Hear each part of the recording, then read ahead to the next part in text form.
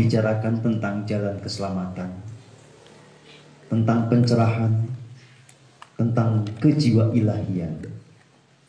Sebetulnya kita tidak perlu susah-susah mencari modelnya. Asal kita betul-betul mau hening, lalu kita membaca bagaimana sejarah Nusantara kuno, kita akan menemukan banyak contoh dari jiwa-jiwa yang agung, jiwa-jiwa ilahi.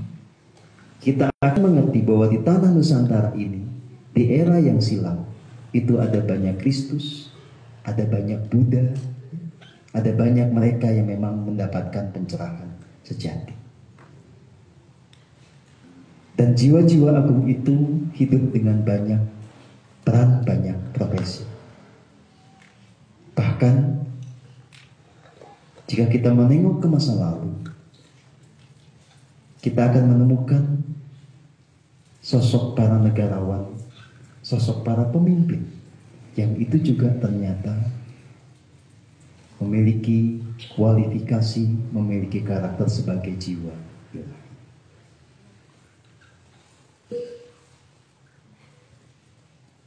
Sebelum era kegelapan datang, tanah Nusantara ini adalah tanah surgawi. Tempat ini adalah salah satu bagian dari tanah surgawi itu. Dieng adalah salah satu mandala agung. Di sini juga dilahirkan banyak jiwa-jiwa yang agung, jiwa-jiwa ilahi. Jika kita mesti menyebut nama, di era Majapahit, kita mengenal sosok Ratu yang agung, Tribuana Tunggadewi. Dia adalah sosok negarawan yang tercerahkan, yang sekian lama itu memang belum muncul kembali di tanah Nusantara, kecuali sejenak ketika Bung Karno yang asli itu berkiprah. Ya. Bung Karno adalah versi terbaru dari Satria Pinandita yang kita kenal bersama. Sebelum Tribuana Tunggadewi, ada Gayatri Rajapatni. Sebelum itu ada Ken Arok, ada Sri Kertanegara, ada Prabu Airlangga, dan banyak tokoh-tokoh yang lain yang itu tidak bisa kita samakan sama sekali dengan para politisi masa kini. Mereka adalah jiwa-jiwa yang tercerahkan, yang bisa membangun negeri yang gemah ripah lojinawi tata tantang keta rahasia. Jika ada yang mempertanyakan apa buktinya, sederhana saja. Saya berulang kali mengatakan cukup melihat jejak yang ada pada candi-candi kita. Candi-candi yang itu merupakan karya arsitektur yang megah, yang tidak mungkin muncul tanpa 5 faktor. Kesadaran spiritual yang tinggi, cita rasa seni yang tinggi, kemampuan teknologi yang memadai di zamannya, stabilitas politik, dan kemampuan atau kemakmuran finansial. Jadi jangan pernah bayangkan Nusantara masa lalu itu sebagai negeri penyembah berhala. Jangan pernah juga mengira zaman dulu kita adalah bangsa yang barbar, yang setiap suksesi politik pasti terjadi yang namanya pertumpahan darah. Citra itu adalah citra yang dibangun oleh mereka yang saya katakan sebagai penjajah. Abad 15 ke sini kita memang mengalami siklus kejatuhan. Dan pada era itulah narasi sejarah banyak dibuat yang sangat berbeda dengan kenyataan di tanah Nusantara yang agung. Satu hal yang ingin saya tegaskan pada teman-teman semua. Kita ada dalam sebuah titik transisi. Kita dengan sadar menempatkan diri ada di posisi yang mengawal transisi menuju kepada era yang terang benderang. Bagaimanapun juga Anda yang datang ke sini, ataupun yang jiwanya tersambung dengan kita di sini, telah dipilih oleh semesta untuk menjadi kesatria-kesatria yang menjadi pilar perubahan. Nah, oleh karena itu, segenap hal dari diri kita harus diperbaiki dengan total, termasuk mindset kita. Ya. Semua narasi sejarah yang itu menggambarkan kita sebagai bangsa yang barbar harus dibuang jauh-jauh. Masuk kembali ke dalam keheningan untuk terhubung dengan semua jiwa agung di masa lalu. Jangan sekedar percaya kepada dongeng yang disampaikan oleh orang yang tidak mengerti tentang kebenaran. Jika kita mau tahu tentang Ken Arok, selamilah di dalam keheningan. Sambungkan rasa dengan dia, sehingga kita bisa merasakan bagaimana jiwanya yang murni, jiwanya yang agung, jiwanya yang terang. Sekedar penegasan, narasi bahwa Ken Arok untuk bertahta itu membunuh Tunggul Ametung itu adalah salah satu fitnah yang besar. Ya. Saya juga menyelami, kalau dalam narasi sejarah, Teguh Darmawangsa itu kan meninggal dari sebuah prahara. Ketika Medang Kamulan itu diserbu sama Warawari. Lewat prahara itu barulah kemudian nanti muncul Airlangga. Dan narasi itu selalu berulang. Nanti di era berikutnya diceritakan bahwa Kertanegara diserbu sama Jayakatwang. Mindset kita selalu ditanamkan. Ya, bangsa kita zaman dulu tidak bisa mengelola perbedaan. Semua diselesaikan dengan pedang, dengan pembunuhan. Saya tegaskan, itu fitnah atau dusta yang besar. Itu narasi sejarah yang betul-betul dibelokkan oleh para penjajah. Saya memang tidak pernah membaca manuskrip kuno yang terkait dengan itu semua. Tetapi saya bisa membaca catatan semesta. Saya bisa terhubung dengan jiwa-jiwa yang kita sebutkan tadi. Kalau Anda selami misalnya, bagaimana Jayakatwang dengan Sri Kertanegara. Sebetulnya tidak ada pergolakan atau pertempuran dan pertumpahan darah di antara mereka. Sebelum abad 15 kita adalah negeri yang damai, negeri surgawi. Justru kita menjadi bentang terakhir dari bumi surgawi. Ya. Eropa sudah masuk ke era kegelapan, kita ratusan tahun masih ada di dalam era terang benderang.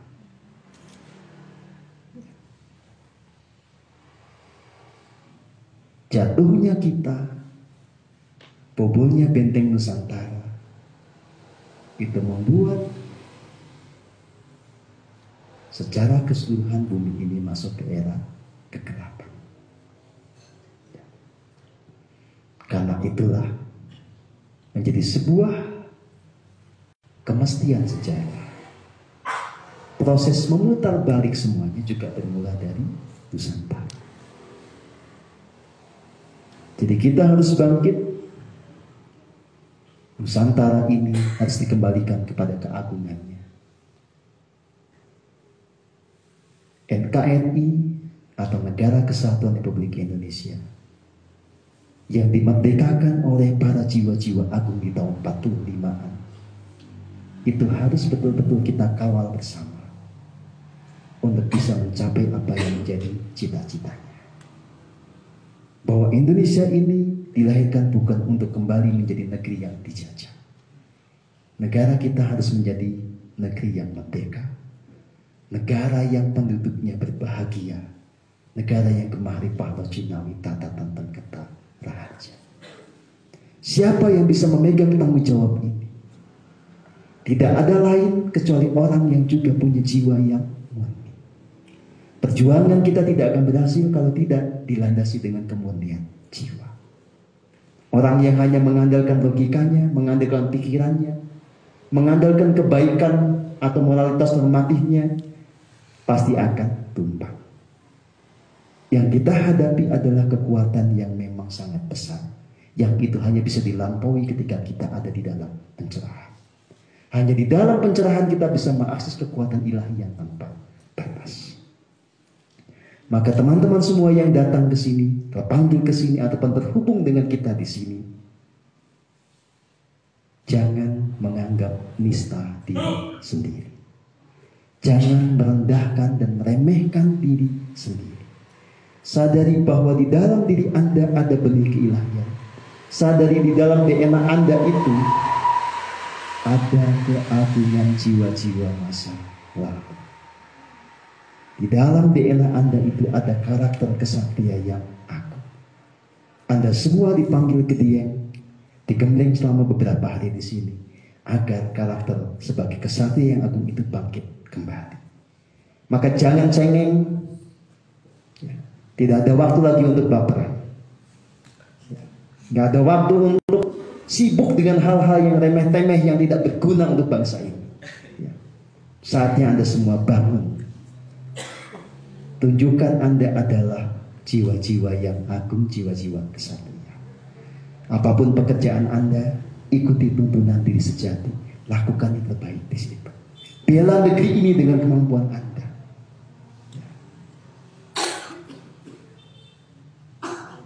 Jangan meremehkan juga peran Anda, sekecil apapun itu di mata orang lain. Ya. Lakukan yang terbaik, itu menjadi puzzle yang kemudian saling menggenapi untuk memastikan negara ini kembali kepada kejayaannya. Setelah retret ini, saya harus memberitahu pada teman-teman semua, ada satu manuver yang memang semesta meminta saya melakukannya, ya. Dan itu manuver yang memang kalau dalam kacamata manusiawi sangat berisiko. Tetapi karena semesta memang menuntun ini, dan ini akan menjadi semacam pemicu bangkitnya kesadaran kolektif bangsa ini, saya lakukan. Ya. Tunggu saja nanti tanggal mainnya. Yang pasti kita tidak lagi hanya bekerja di tataran energi. Mulai minggu depan atau bulan depan kita juga bekerja di tataran yang lebih material. Ya. Silakan teman-teman semua lakukan yang bisa, dukung saya di dalam keheningan, dan jika nanti berjatah silakan dukung juga secara fisik, gitu ya. Bangsa yang besar tidak akan kembali kepada kebesarannya kalau tidak ada yang mau menjadi pahlawan. Ya. Pahlawan itu adalah orang yang berani melampaui egonya, yang hidup tidak hanya untuk kepentingan dirinya sendiri, yang dia siap untuk mengorbankan apapun yang dia punya untuk sebuah keagungan. Ya. Anda bertemu saya bukan sekedar untuk untuk merasakan kedamaian, hal itu pasti, ya. Tetapi bukan hanya untuk itu. Saya dilahirkan untuk menciptakan sebuah perubahan besar, tidak hanya di negeri ini tapi juga di dunia ini. Maka siapapun yang dekat dengan saya, sadarilah bahwa Anda menjadi bagian dari perubahan itu. Maka segera tata diri Anda menjadi jiwa yang agung. Kita berkarya bersama, dan biarlah terjadi apa yang kita sebut sebagai bumi surgawi, yang dimulai dengan bangkitnya Nusantara yang agung. Segala tantangan, segala dinamika kita hadapi bersama. Tapi ada satu hukum semesta yang pasti yang tidak bisa itu tidak terjadi. Bahwa keselamatan pasti mengiringi siapapun yang berjiwa murni. Ya, selama kita konsisten di dalam jiwa yang murni, maka pertolongan, keselamatan, kebangkitan itu pasti bersama kita. Ya, demikian yang saya sampaikan.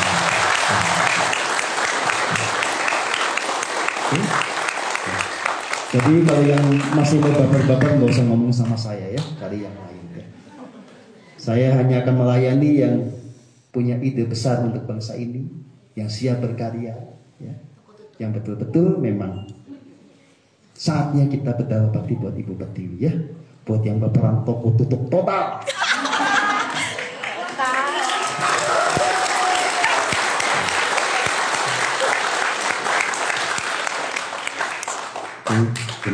Jika ada yang mau bertanya atau mau bercerita, silakan. Ya silakan Pak Sabto ya.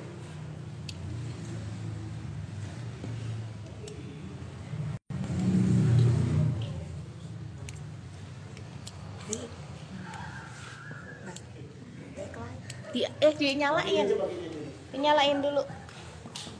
Bunyi kok.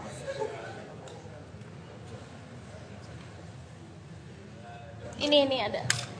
Ini aja ya.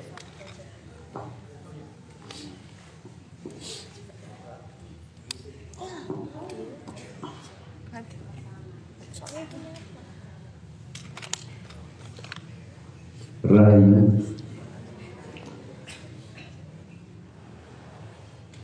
validasi. Saya tidak bertanya, tapi saya di ruang yang kecil ini, di sesi yang terakhir,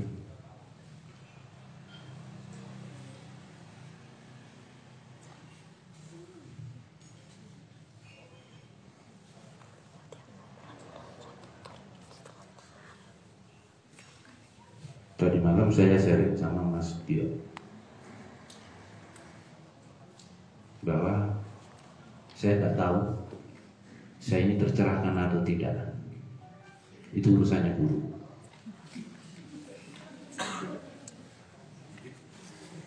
Ya. Tapi semalam saya sharing sama Mas Tio bahwa minggu-minggu belakang ini saya ada perubahan yang saya sendiri jadi takut. Karena ketakutan saya itu, saya takut kalau saya nanti tidak punya rasa takut.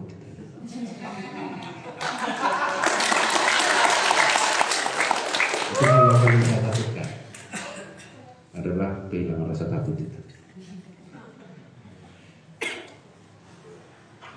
Ketika hening terakhir, saya merasakan sesuatu yang menurut saya spesial. Padahal minggu-minggu ke belakang ini saya sudah, tadi malam saya sharing sama Mas Gio bahwa Mas, aku ini, saya ini kenapa? Kok saya itu jadi orang yang nggak gampang haru, terus saya itu nggak gampang sedih. Sama. Jadi minggu-minggu ke belakang ini hidup saya landai-landai saja. Melihat sesuatu yang heboh, yang gembira, ya saya juga bahagia, tapi saya nggak wah gitu ya. Melihat satu kesedihan saya ya ikut prihatin, tapi juga nggak ikut sedih gitu ya. Itu yang saya sharingkan dengan Mas Gio semalam. Saya nggak tahu itu maknanya apa nanti. Monggo saya nggak berpikir ya. Yang apa? Yang itu tak sharing itu. Saya yakin sudah ada yang berjatah tuh untuk menganalisa itu. Terus ketika hening tadi Mas Guru, saya merasakan diri saya disetrum. Yang terakhir itu, dan saya nggak menangis, saya nggak sedih. Hari ini saya bahagia sekali. Tapi kenapa dalam hening saya itu air mata saya keluar ketika Pertiwi memanggil? Itu aja. Terus kemudian saya memang ya ini saya seperti ini, kawan-kawan sekalian, keluarga sekalian. Saya sudah berkarya di tengah penjara selama 8 tahun. Di tempat ini saya merdeka.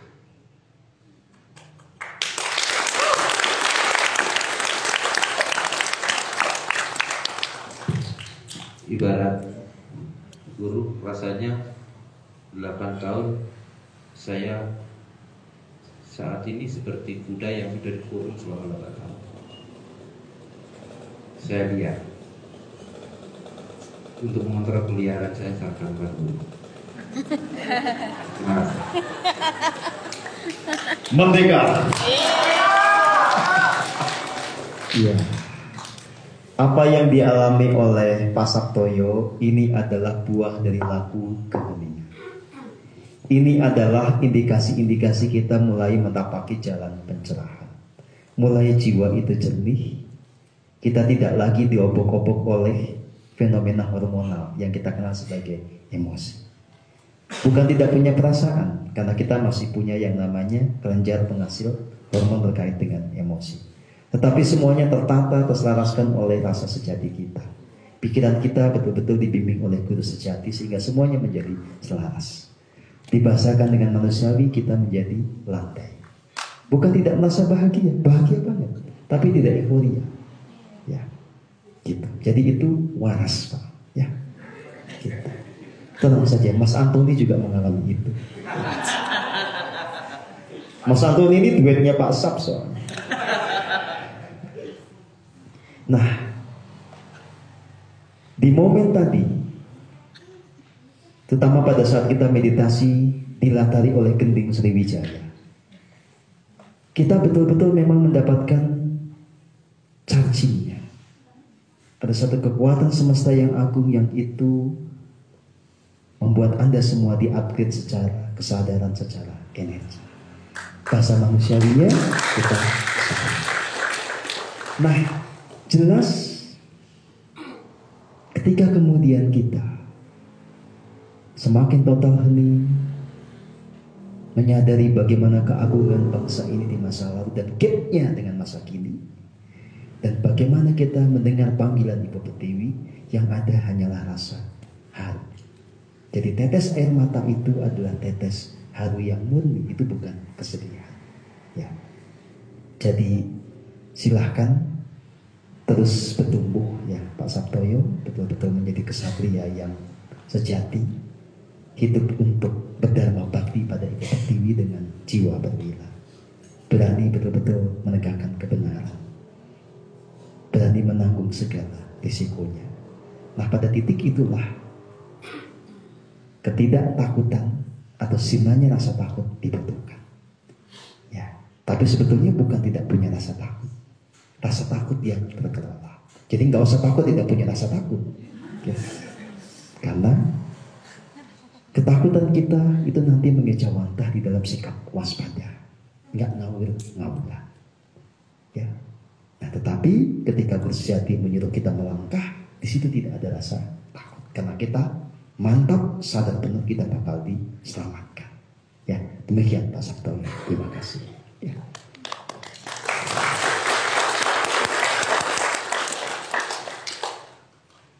Saya tergerak untuk menyerahkan mic ini kepada Mbak Dewi Harsono. Ya. Pasti ada pesan-pesan semesta yang datang lewat Mbak Dewi. Ya, silakan.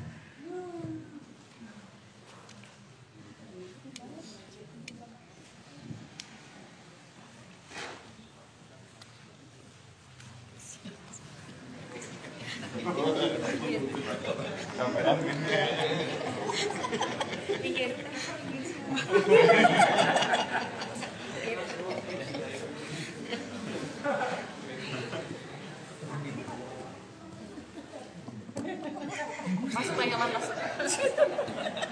Pak Jeput atas belakang. Gerotnya.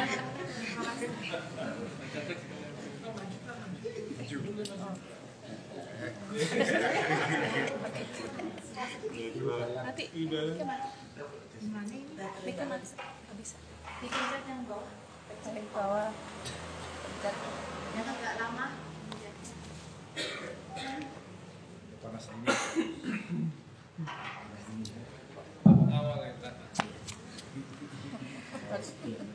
Rahayu saudara-saudari semua, terima kasih Mas Setio kesempatannya. Dari hari pertama saya ada bikin catatan sih Mas, sebentar ya.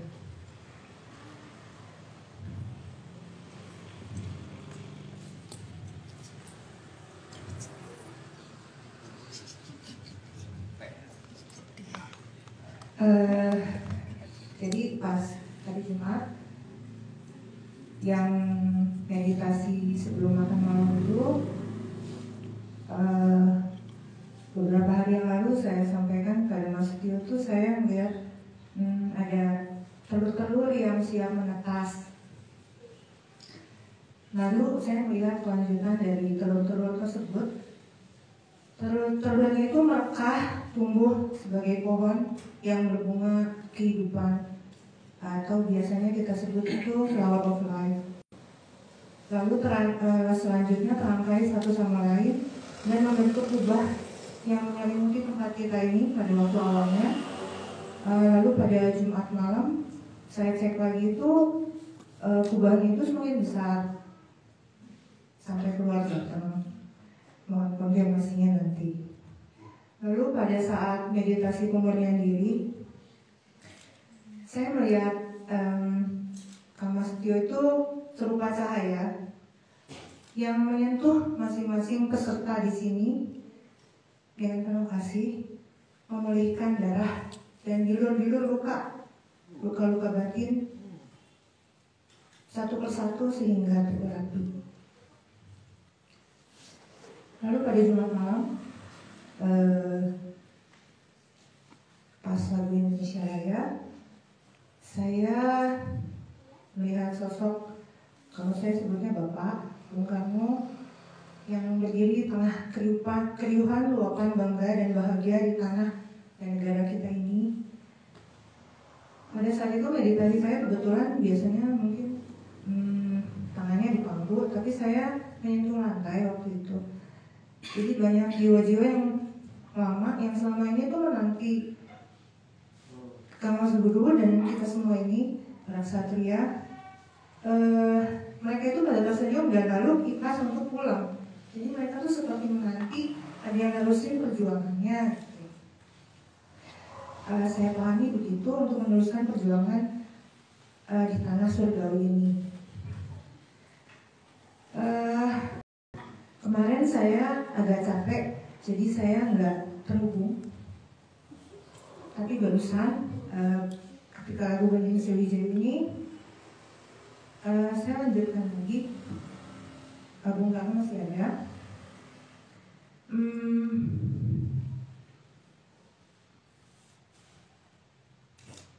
Sel-sel yang kita bangun semakin meluas, semakin banyak jiwa-jiwa yang keberadaan yang terbangun, tersadarkan, bergandeng tangan.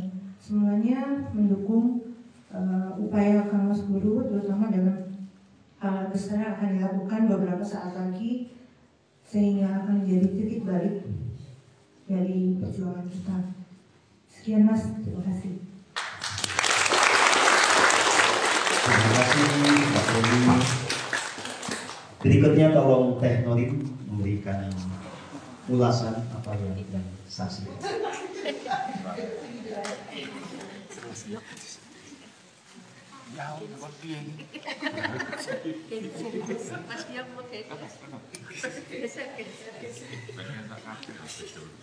Ya, untuk hari ini di awal berat, saya jadi bemper. jadi bemper, terus ya lumayan juga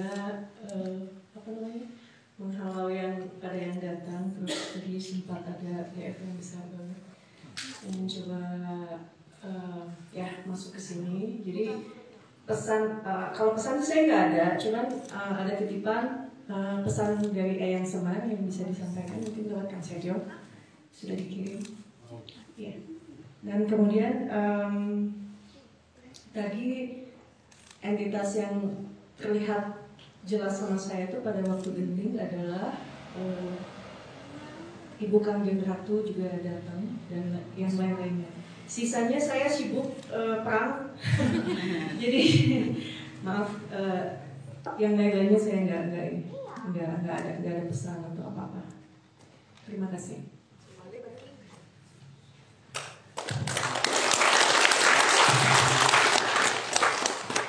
Baik, saya bacakan pesan dari Eyang Semar.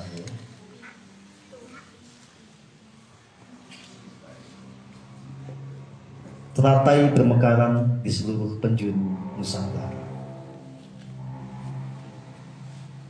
memulai perjalanan agung menuju bumi nan surgawi. Kolaborasi yang indah yang pernah dicapai di era ini. Pertahankan dan lanjutkan ke tingkat yang lebih tinggi, yang akan menjangkau lebih dalam dan merata ke seluruh jiwa, yang menambahkan keselarasan di bumi pertiwi. Segenap cahaya terlimpah dalam benih kemurnian jiwa yang merekah seperti teratai. Kembalilah pada kemurnianmu yang berlandaskan ketulusan paripurna. Selaraslah dengan seluruh kekuatan cahaya dalam gerak semesta yang agung. Ya. Kita tepuk tangan buat